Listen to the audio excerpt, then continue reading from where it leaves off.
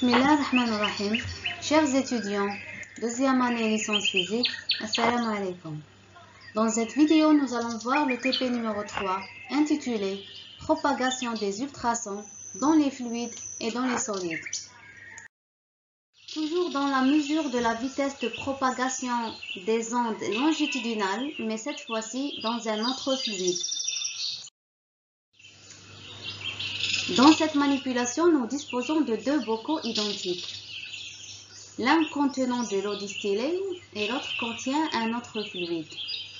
L'épaisseur du fluide à l'intérieur de chaque bocal est E égale 46 mm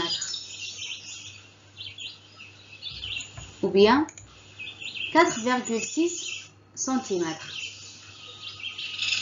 Dans cette partie, on veut mesurer la vitesse longitudinale de propagation des ondes ultrasonores dans le deuxième fluide. Pour une position donnée du récepteur, on dépose le bocal d'eau distillée perpendiculairement à la propagation de l'onde dans le sens de l'épaisseur E qui vaut 46 mm. La mesure du temps de propagation donne TER1. On remplace le bocal d'eau par le bocal de fluide dans la même position. La mesure du temps de propagation donne TER2. Pour pouvoir calculer la vitesse de propagation dans le fluide, on a besoin de calculer taux. Taux égale TER1 moins TER2 et qui est égal à TX1 moins TX2. Donc ici TX1 c'est T dans l'eau.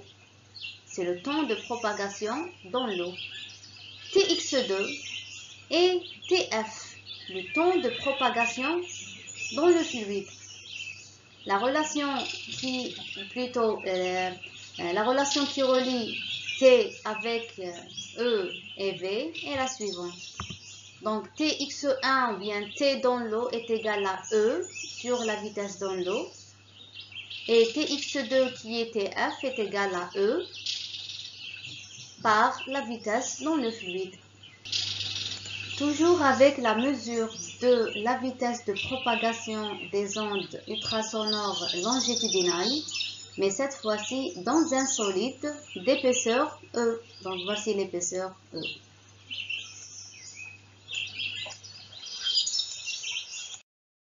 Avant de voir la manip, juste un petit rappel. Alors dans un solide,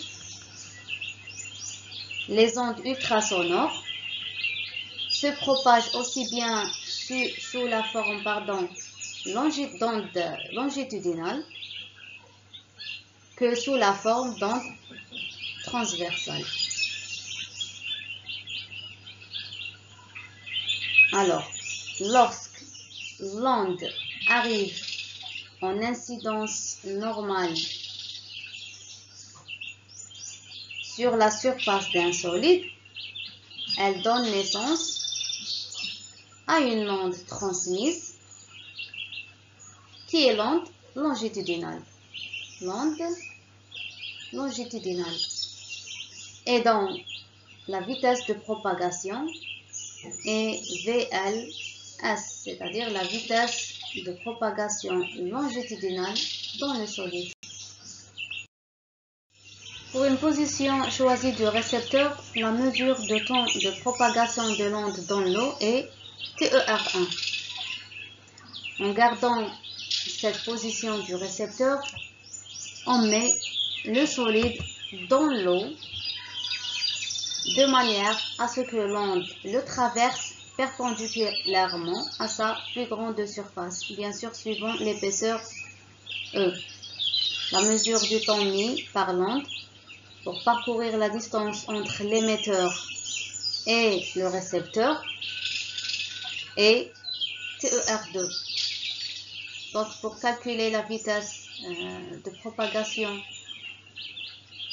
dans le solide, on calcule taux qui est égal à TER1 moins TER2, qui est égal à TX1 moins TX2. Donc TX1 ici c'est TO, c'est T dans l'eau. TX2 c'est T dans le solide. Alors T dans l'eau c'est E sur VE. Et TX2 c'est E sur VH. On passe à la mesure de la vitesse de propagation des ondes ultrasonores de cisaillement, c'est-à-dire les ondes transversales, dans un solide. Dans la partie précédente, on avait dit que lorsque l'incidence est normale, c'est-à-dire I égale à 0 degré, l'onde transmise dans le solide est une onde de compression. Mais lorsque l'incidence est oblique,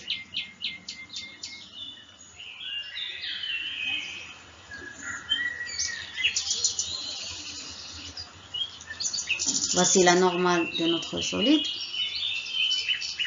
l'angle incident, I. Donc, incidence oblique, c'est-à-dire I est différent de 0 degré. En plus de l'onde longitudinale, l'onde incidente donne aussi naissance à une onde transversale. Donc, à l'intérieur du solide, on trouve les deux types d'ondes, c'est-à-dire onde de cisaillement, onde transversale, ou bien onde de compression, onde longitudinale. Notre but dans ce TP, ou bien dans cette partie, est de calculer la vitesse transversale dans le solide. Le solide est dans la même position. On donne à l'onde une incidence I. Donc, I est égal à 0 degré. On augmente lentement cet angle. Donc, à partir d'un angle critique IC1, l'onde de compression n'est plus transmise. Elle est réfléchie par le solide. Donc, il ne reste que l'onde transversale. Okay, dans ce cas-là, on peut mesurer le temps de propagation, c'est-à-dire TER2. Pour mieux comprendre, on va regarder ensemble la vidéo suivante. Donc voilà, on augmente lentement l'angle d'incidence. Il sera une disparition totale du signal, une apparition d'un autre signal. Donc là, on va s'arrêter pour prendre la mesure de TER2.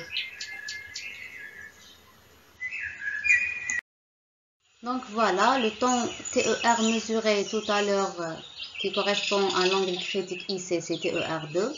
On utilise le même TER1 calculé précédemment, bien mesuré précédemment. Donc, on calcule le taux qui est égal à TER1 moins TER2 et avec cette expression, on calcule la vitesse transversale dans le solide.